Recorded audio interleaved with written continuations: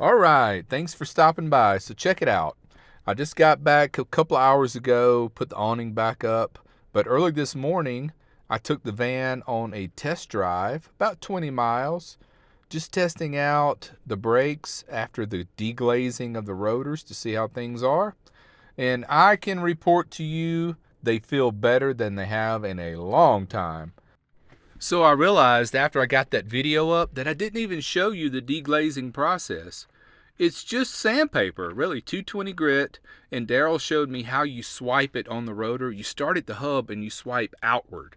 So you're kind of going against the grain very lightly, just to lightly score it, do it very evenly. And he supervised to make sure I didn't destroy the rotors, because I didn't know any better. So I did what Daryl told me to do, and turns out Daryl is right.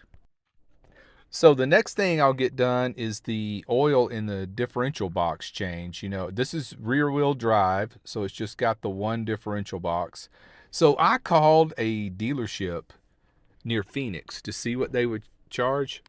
They want $209. I mean, all they're doing is pumping out the old, pumping in the new. It should cost about $69. You can get it done for $99 at a quick oil change place like Valvoline. That's probably what I'll end up doing. I mean, heck, if I had a pump, that is actually something I could do on my own. But I don't have a pump. If this van just had a drain plug on the differential box, I could do this myself in 20 minutes. Because all I'd have to do is just drain out the old, put the drain plug back in, and fill through the fill plug until it starts to run out the top. That's all it is. So, unfortunately, I don't have a pump, and this van does not have a drain plug on it. And, taking your van to a shop is not always a bad thing. Even though the labor rates seem really high, it's not really labor you're paying for. It's the specialty tools that are required to work on a car.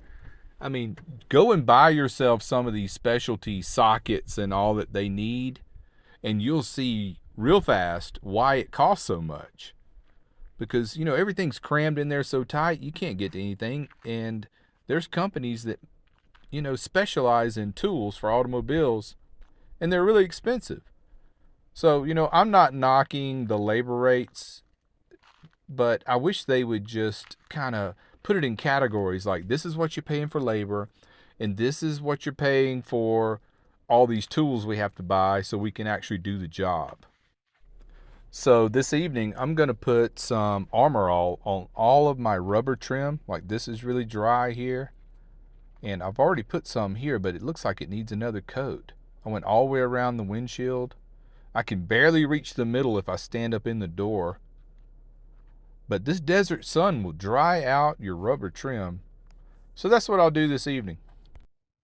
While I was in town today, I went ahead and went by the FedEx place and returned all those parts I didn't need. The brake pads and all those seals that I'd bought added up to be about $110.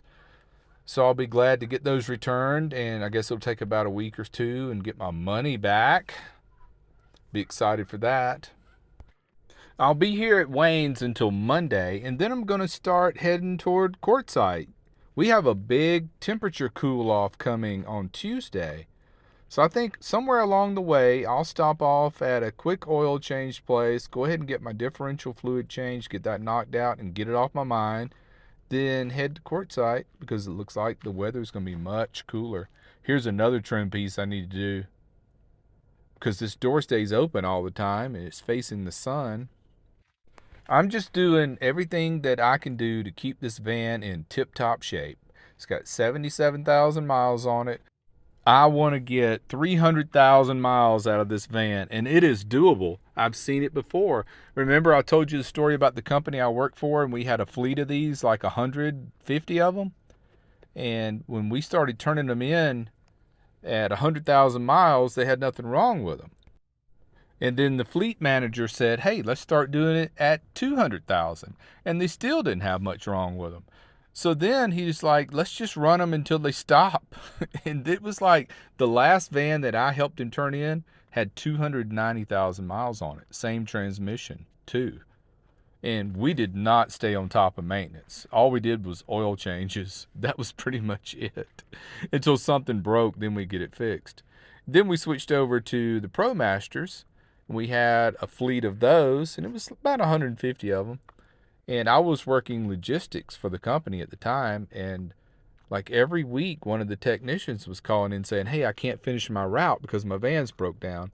And that never happened when we used the Chevy Expresses. And this is the same thing. This is the GMC Savannah, but it's the exact same van.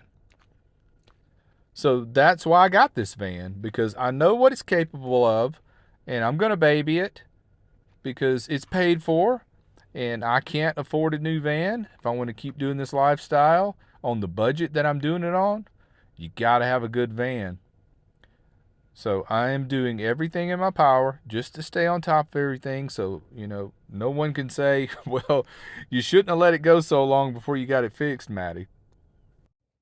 Have you noticed yet that I'm pretty much just showing you the same clip over and over again? Well, that's because this video is not so much about the visual. It's more about just talking about van maintenance. And I want to do this for a long time, and I want to keep my van running as good as I can. That's what this is about. Okay, so let's wrap it up with this. Look at Taco. Oh, Taco, your butt is so dirty. Have you been sitting in the desert? Stretch it out. Big stretch. Yeah, he's my buddy now. This is where he hangs out.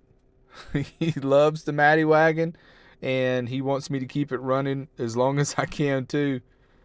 All right, thanks for watching. Take care, be well, and smash the bell.